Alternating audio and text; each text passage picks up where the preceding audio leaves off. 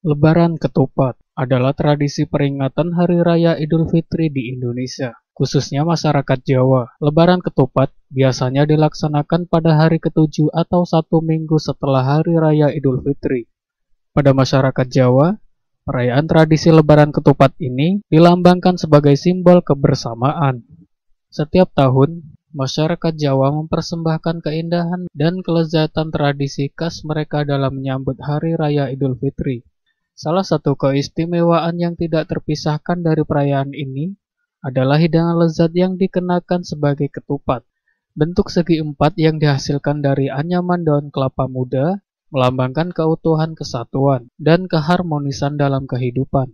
Ketika ketupat telah matang dan siap disajikan, setelah itu mempersiapkan hidangan lebaran dengan penuh kegembiraan. Meja makan dipenuhi dengan aneka hidangan lebaran yang disajikan bersama ketupat, mulai dari rendang, opor ayam, sambal goreng tempe, hingga gulai kambing. Semua hidangan tersebut menjadi lebih istimewa saat dinikmati bersama ketupat. Suasana kehangatan dan keakraban melingkupi setiap hidangan, menciptakan kenangan yang tak terlupakan bagi setiap anggota keluarga.